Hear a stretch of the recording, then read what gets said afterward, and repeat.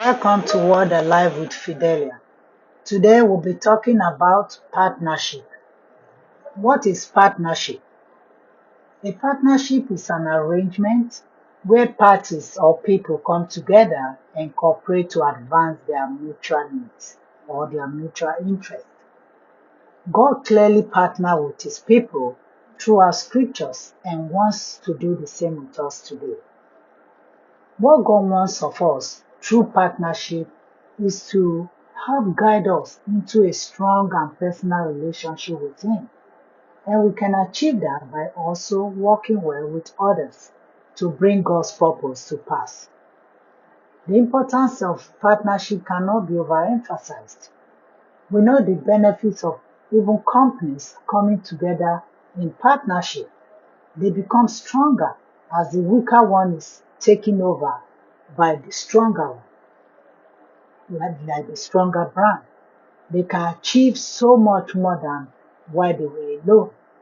The same benefits and even greater benefits we have if we partner with God. We are favored.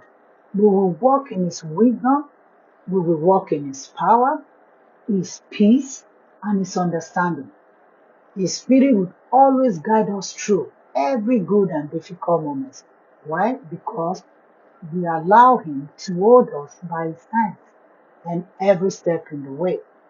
There will be no room for regress or error because of God's wise counsel if we partner with Him.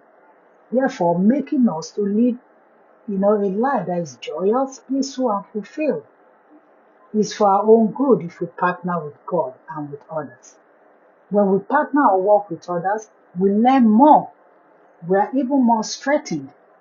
Even when you have a vision or goal, no matter how good and resourceful you are, you will need the partnership of other people to bring the dream to completion because you will be pulling on each other's strengths and resources to succeed instead of traveling the road alone. That's why we need good interpersonal relationship, both with God and with men. Ecclesiastes 4:9-12 speaks of two being better than one. It says, two are better than one because they have a good reward for their labor. It says, for if they fall, the one will lift up his fellow. He said, but woe to him that is alone when he falls, because he has no one to lift him up.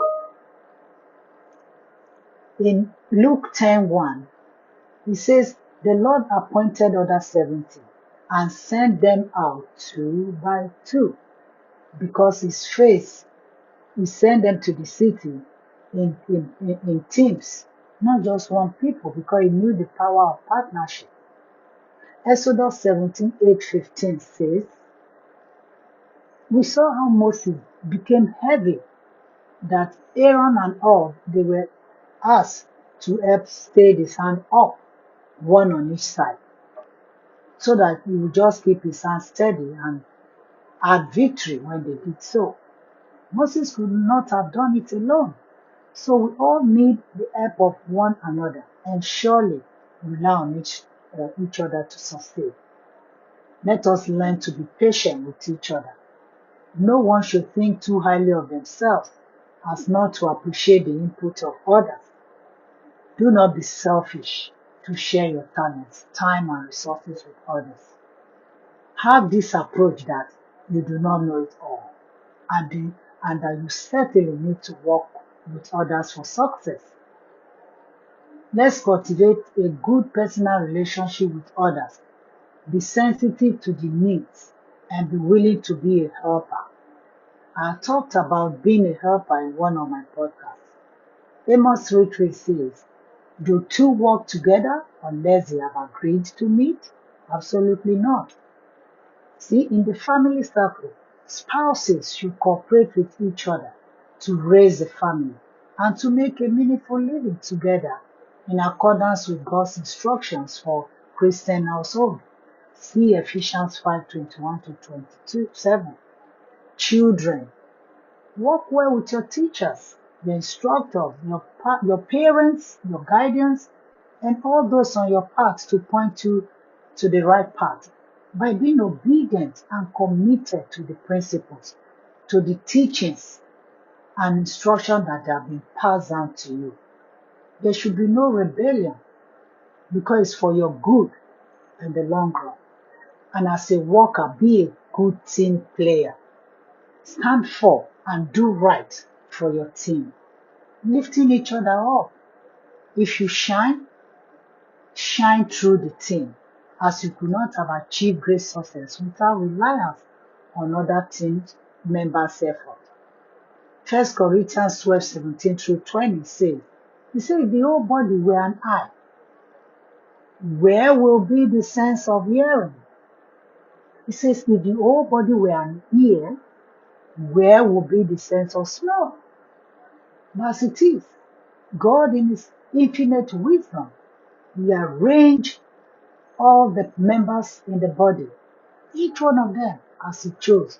Very important. They can't do without each other. Because if all were a single member, where would the entire body be? So, as it is, there are many parts, but one body. There's this saying that a cord of 3 strands is not easily broken. And a tree, they say, cannot make a forest, no matter how strong and nourished it might be. So we need love, unity, and the cooperation of others to bring our purpose and those of others to fulfillment. Proverbs 27:17 says, iron sharpens iron, and one man sharpens another. Philippians 1:3-6, Paul says, I thank my God in all my remembrance of you, always in every prayer of mine, for you all making my prayer with joy. Why? He said, because of your partnership in the gospel from the first day until now. Philippians 2:2 says, complete my joy by being of the same mind, having the same purpose, same love, being in full accord and of one mind. Therefore, my brothers and sisters, let us devote ourselves to God's teachings and fellowship together, as Acts 2:42-47 says. He said, because we are fellow God's workers. That is, we are God's worker, we are his workman on earth. And it is his desire, therefore, to see us work together in unity and as one, just as him and the Father are one. John 17:21. Thank you so much for listening today. Do have a blessed and wholesome week.